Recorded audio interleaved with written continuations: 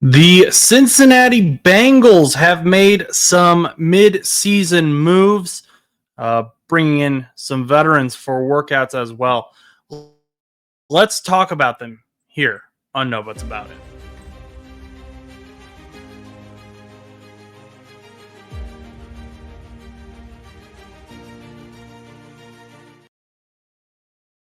Hey everyone, it is Josh Butts here with No Buts About It. And the Cincinnati Bengals have not been good. And they were supposed to be a Super Bowl team. That was what we'd heard all offseason. That's what Bengals fans really believed. That's what I really believed. I thought we were going to make a run for the Super Bowl. And things have just been bad. The defense has not been good. Run game has struggled at times. Joe Burrow and Jamar Chase are really carrying this team. If Joe Burrow puts up 28 touchdowns, though, it seems like the defense allows 29. Really isn't much to look forward to as a Bengals fan. There still is a path forward. They still arguably control their own destiny, but it's a long, steep road. And I was kind of surprised that the Bengals actually started looking at ways to improve the team. I mean, that's not something we normally see the Bengals do. They don't make midseason trades. And now they're looking at maybe making some signings. So let's look at some of these guys.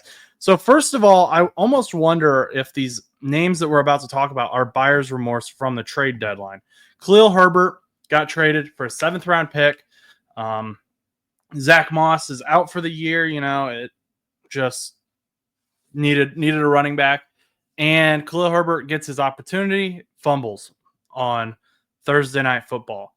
Not a great look. Now, of course, that could just be, new scheme, not used to it, not ready to go, no chemistry with Joe.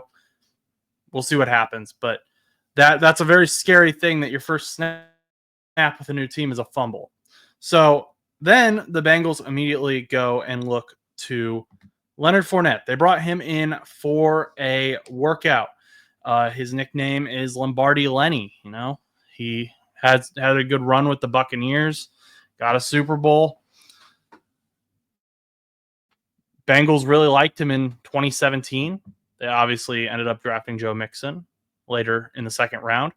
But Leonard Fournette, he's got a decent history. I'm not saying he's going to come in and be what he was in his prime. I don't think he's still in his prime. But he's a power back. He's a big dude. He is nearly 20 pounds heavier than Chase Brown. And he can be that guy if we need him to be, who can run up the middle and just take a few guys with him and get some yardage on 3rd and short. Bengals need that because they don't necessarily have that right now. And I'm someone who loves Chase Brown. It's just that's not really part of his game. His game is much more elusive, to run around the outside. He doesn't go up the middle as much. He does sometimes, but not often. I think Leonard Fournette would bring us more of what Zach Moss had.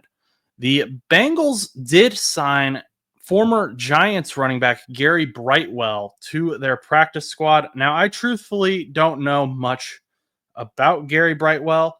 He doesn't have great stats. He had 41 attempts since 2021, and he has 164 yards in his career.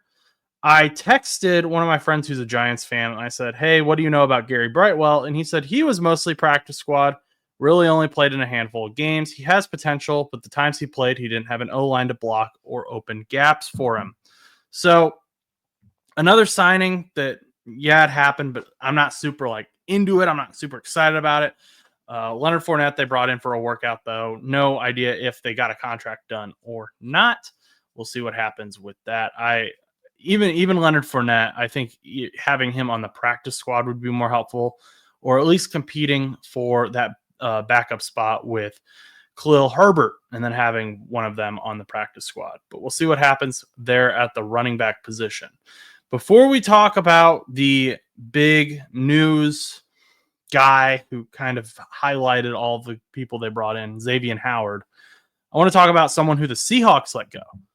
Linebacker Tyrel Dodson. Now, Tyrel Dodson is pretty good, actually. I was surprised that the Seahawks let him go, and I'm interested to see if something comes out as to why they let him go, because Tyrel Dodson has started in every game this season, And he has 71 tackles. He has 2 sacks.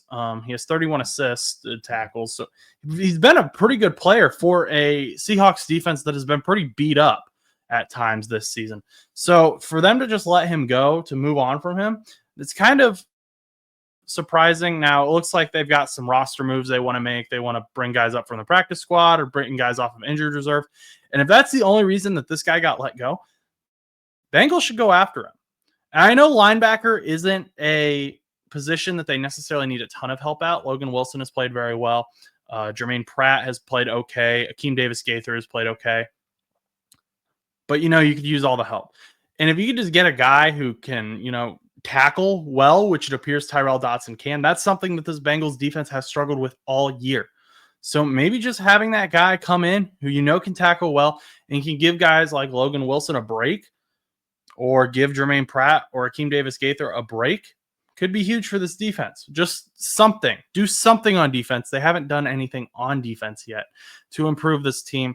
This could be a easy way to do that, and a somewhat quickly beneficial way to do it. Now, let's move on to the reason a bunch of us are all here. Xavien Howard. Now, Xavien Howard, the only reason he has to get brought in is because Cam Taylor-Britt has regressed this year. This is a picture of him getting burnt during the Commanders game. And I love Cam Taylor-Britt. I thought he was going to be a steal. I was actually worried about his contract, because I was like, he's going to be like a top cornerback by the time his contract comes around. I don't know what happened to him this year. He's been struggling. He started off the season really well, was looking like a top cornerback in the NFL. And just lately, he's been getting spun around. Rashad Bateman put him on wheels. It's like, what is going on, dude? What's going on, Juice? I want to root for you. I do. It's just hard, to be frank. So the Bengals bring in Xavien Howard, and a lot of fans are excited about this. Understandably so. Xavien Howard has been a stud before. He's been an All-Pro. A lot of people had him as a kind of guy who was on his path to the Hall of Fame back in 2020. When he had 10 interceptions. And I understand why fans were excited about this. Now, I'll just say right off the bat, the Bengals were not able to get a deal done with him. They worked him out. They offered him a contract. Didn't get a deal done. Xavien Howard went home. Here's the thing. Here's my thing with Xavien Howard.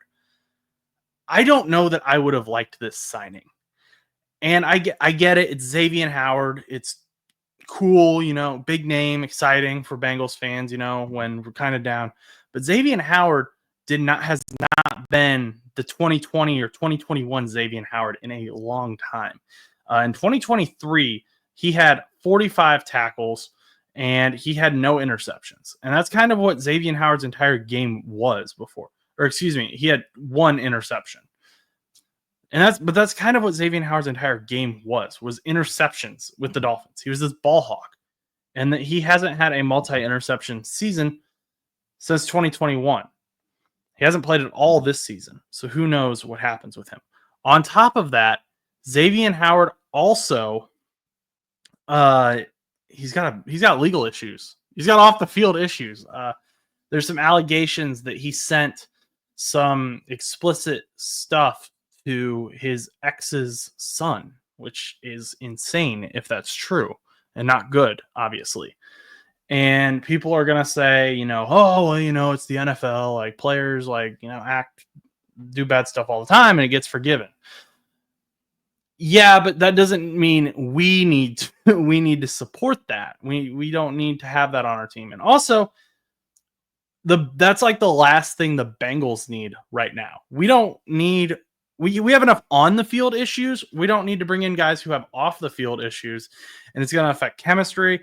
There's just so many problems that can create with the guys not getting along, just stuff like that, or like him being gone for like legal stuff. Who knows what happens? I'm not super upset that this deal didn't get done, because I don't think Xavien Howard is really the Xavien Howard we thought that he was anymore. And I know we have Cam Taylor-Britt, DJ Turner, and those guys haven't been great this year. But I don't know that Xavien Howard was going to be the answer. I don't think he was going to be the answer. I would be much more comfortable with a Leonard Fournette signing than I would a Xavien Howard signing. Personally, that's just me. I mean, really, what the Bengals should have done with the DBs long ago was signed someone like Justin Simmons, who I know he's a safety, but he should have been a Bengal midway through the offseason because he sat for a while and he is a great player. And his contract ended up being relatively cheap. Like I thought he was holding out for a ton of money, and that's why he didn't make it. No, he ended up signing a 1-year, $8 million contract with the Atlanta Falcons, who, of course, also have Jesse Bates. So that was super annoying. And we are paying Geno Stone, who was also signed in this offseason, 2-year, $15 million contract. So